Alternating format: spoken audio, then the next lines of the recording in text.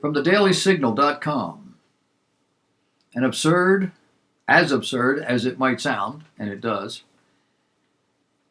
a House bill called H.R. 1, or the People's Act of 2019, is moving through the now Democrat-controlled House of Representatives. Have you heard about it?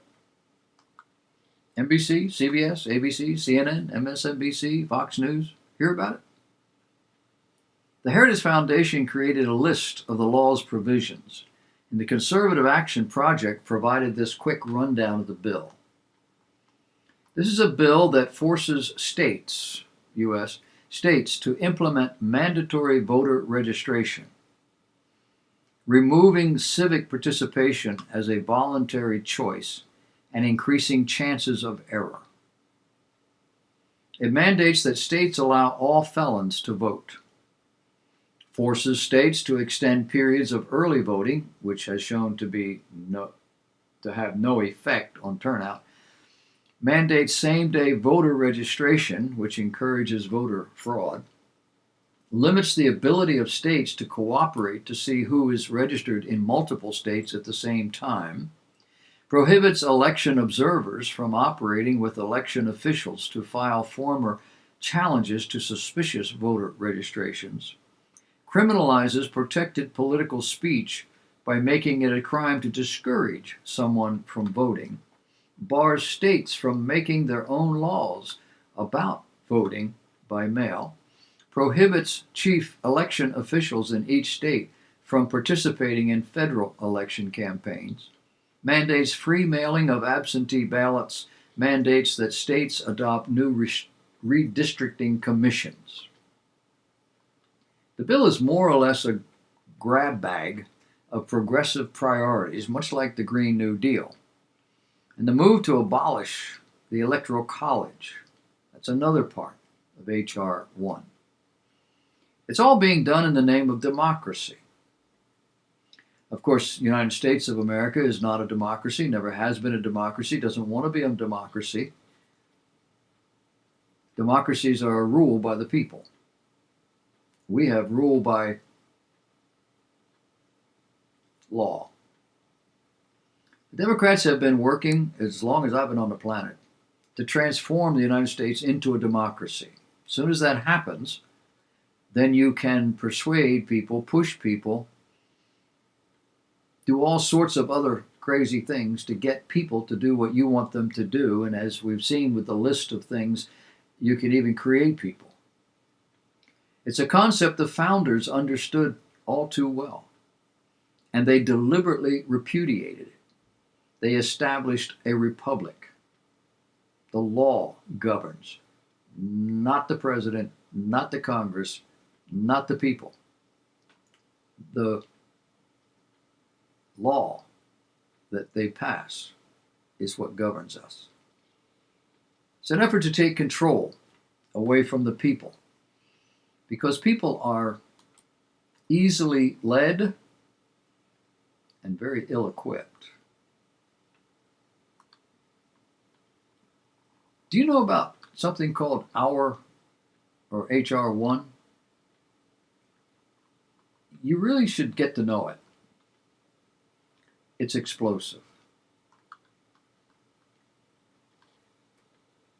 I'm a Christian. I'm a Bible-believing Christian. And I know how all this is going to end ultimately.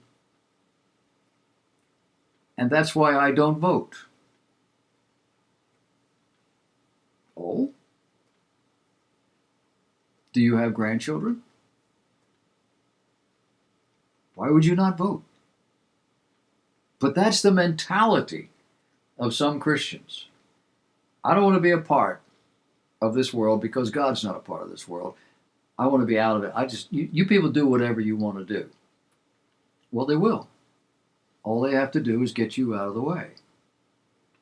National Review's David French summed it up perfectly, saying, as at its essence, the bill federalizes control over elections to an unprecedented scale. It expands government power over political speech, mandates increased disclosures of private citizens' personal information down to their name and address. Who did you vote for? places conditions on citizen contact with legislators that inhibits the citizens' freedom of expression, and then places enforcement of most of these measures in the hands of a revamped Federal Election Commission that's far more responsive to presidential influence. In the end, should it be enacted, it's at odds with our right to free speech and would mostly benefit the insiders, the incumbents, who know how to play the Washington game of navigating arcane campaign finance laws. Further, it would require donors to disclose their own private information in the name of transparency. It's an effort to turn our republic into a democracy. Is that a bad thing? Look at history. The reality is that democracies tend to descend into mob rule. It's why the founders erected barriers to guard against tyrannical majorities. H.R. 1 would bulldoze any semblance of federalism left in our political system. H.R. 1 would stop state legislators from drawing up their own congressional districts and would mandate independent commissions in their place. And even if this were good policy, it assumes that the federal government has the right to dictate how states run their elections. It would take away the right of the citizen to make their own choices on these issues.